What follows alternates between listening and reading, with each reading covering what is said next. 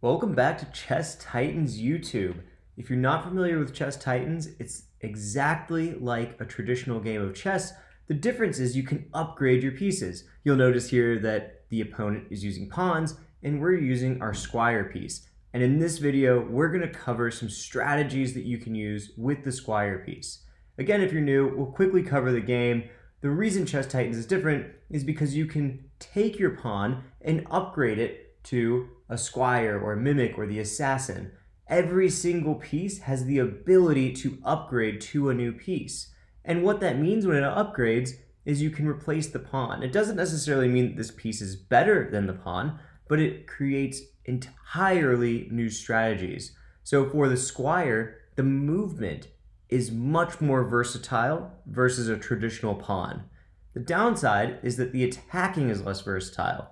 So a squire moves at an angle, and every time it moves can go two different directions, but it can only attack forward. So this creates a lot of different unique elements of strategy with this one piece because you get 8 of them in your starting lineup. So let's go ahead and cover what some of those different strategies are.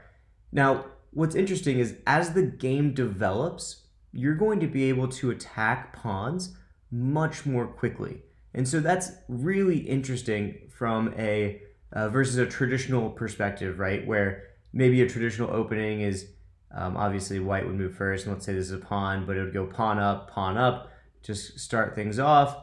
But instead, let's say that we start off with something like this. We're just let's go with this one. Just gonna pop up our pawn a little bit. They move this pawn out, and we can immediately attack that pawn. Right out the gates, we can attack that pawn. We open up our queen, which is a whole other different element that I want to talk about in a second. But the point I wanted to make here is that the first thing we do is attack the pawn, and the pawn can't attack us back. They have to defend that pawn in some way in order to prevent it just from being taken. And if we do take it, it's just a quick 1-for-1 trade. And the other thing that's interesting is if a pawn is threatening the squire, we can get away very quickly.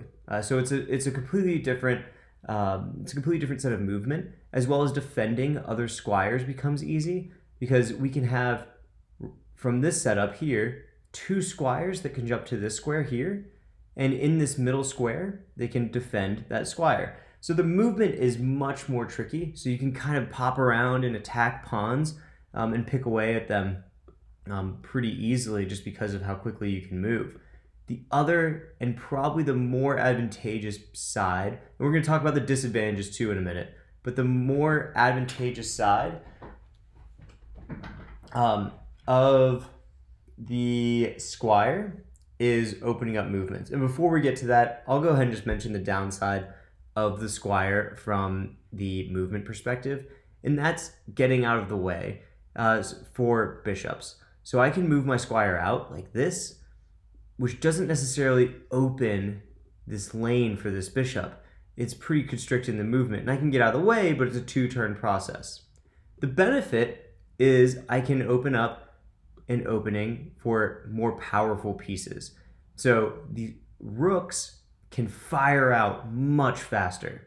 And if we want the queen to jump out, we can either open windows for the queen from a diagonal perspective, or directly straight ahead. We can vertically open up a window for the queen, which is a really powerful capability. And you can still open up windows for the bishop. So if I move to the side here, bishop is wide open. We just leave the king a little bit more exposed in this case. Same thing here, we can pop open. And then you can build your defenses as you go along if you want to cover up a little bit more. You just have to move in a unique pattern. So that's just a little bit about the advantages of the squire. What I want to get to as well is talking about what these pieces could be. So instead of just having a rook, you could also have a cannon in place of your rook. You could be using a trebuchet in place of the rook, or a battering ram in place of your rook. So the rook has its own set of upgrades. Now, if you're able to upgrade to something like a trebuchet, then you have a really powerful piece in this place here that can, with one move, threaten a checkmate.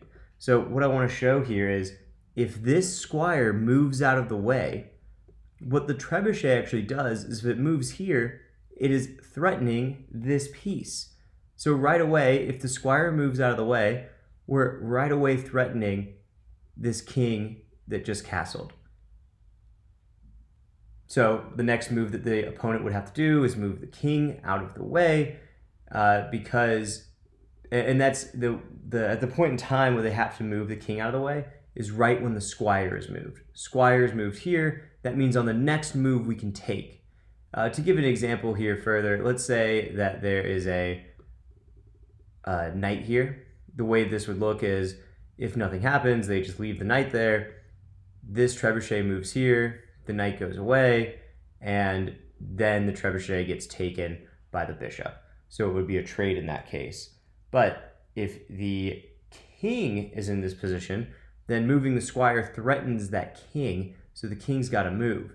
So it's a really powerful piece to open up rooks, especially when you're using other rooks outside of just the trebuchet, outside of just the traditional rook. If you're using the battering ram, another cool piece of the battering ram is once per game, the battering ram can actually take 2 pieces in a row. So the battering ram is able to threaten 2 pieces that are directly stacked, and we'll be able to take both of them. You can only do this once per game, but if you save that until the end, you can create some really cool checkmates where you can threaten taking both pieces in a row. So if this piece was smothered here, they'd have to bring this out so that the 2 pieces in a row would change here. And then you could just take the bishop, and I guess at that point you'd still be threatening checkmate, and it would still be checkmate.